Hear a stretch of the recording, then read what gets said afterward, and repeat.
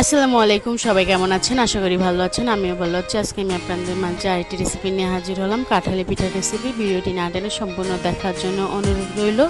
তো চলুন ভিডিওটি শুরু করা যাক। এখানে আমি 20 থেকে 25 কোষ কাঁঠাল নিয়েছি। কাঁঠালের ভিতরে যে বিচিটা আছে ওটা আমি ফেলে দিয়েছি। এখানে আমি একটা বাটি, একটা ঝুড়ি নিয়েছি। এবার আমি কাঁঠালের কোষ থেকে রসটা আলাদা করে নিব। কাঁঠালের সিজন যেহেতু চলেই এসেছে, কাঁঠাল পিঠা না খেলেই নয়। এভাবে আপনি ঘরে বসে খুব সহজে কাঁঠালের পিঠা বানিয়ে খেতে পারবেন। দেখতেই পাচ্ছেন, এভাবে আমি সবগুলো রস আলাদা করে নিব। আমার প্রায় আলাদা করে নেওয়া শেষ। উপরে যে আঁশটা বের হয়েছে ওটা আমি ফেলে দিব। রসটা কতটা ঘন হয়েছে দেখে নিন।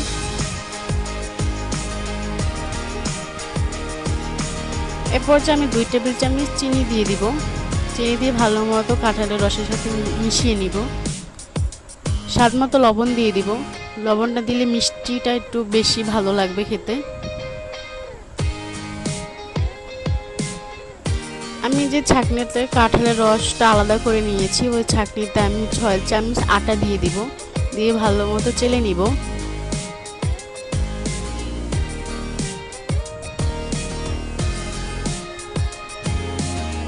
আমার পুরো আটাটা চেলে নেওয়া শেষ। এরপর যে আমি ভালো মতো রসের সাথে মিক্স করে নিব।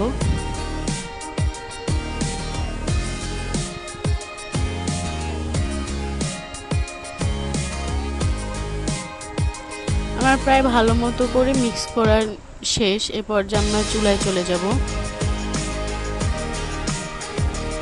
চুলায় আমি আগে থেকে কড়াইটা গরম করে নিয়েছি। এবার আমি ভালো মতো করে তেল দিয়ে তেলটাকে গরম করে নিব। গরম করে আমি পিঠাগুলোকে দিয়ে দিব।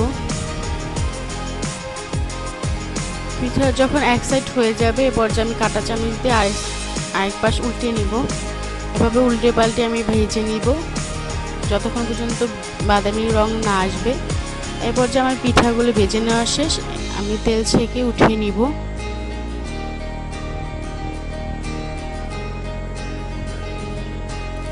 আপনাদের সুবিধার ক্ষেত্রে আমি আরেকবার দেখিয়ে দিচ্ছি।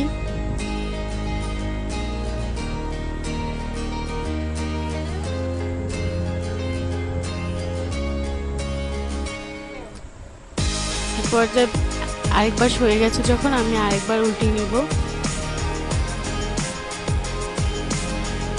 দেখতে পাচ্ছেন কতটা সুন্দর হয়েছে। আমি তেল ছেঁকে উঠিয়ে নিচ্ছি। এভাবে কাঁঠালের পিঠা বানালে আপনার বাসায় ছোট বড় সবাই খুব পছন্দ করে খাবে। টেবিলে বানিয়ে রাখলে দেখবেন একদম মুহূর্তের ভিতরে শেষ হয়ে যাবে।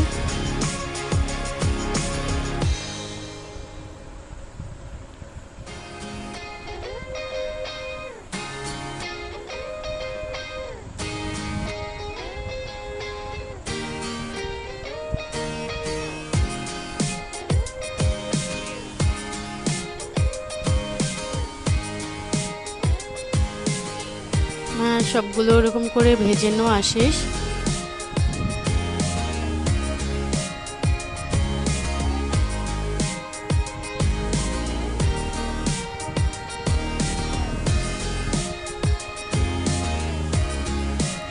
দেখতেই পাচ্ছেন পিঠাগুলো কতটা সুন্দর হয়েছে আর কতটা ফুলকো ফুলকো হয়েছে। ভিতরটা আমি ভেঙে দেখাচ্ছি আপনাদেরকে। এটা খেতে অসম্ভব মজা হয়েছে। ভিডিওটি ভালো লাগলে লাইক, কমেন্ট এন্ড সাবস্ক্রাইব করে দিবেন।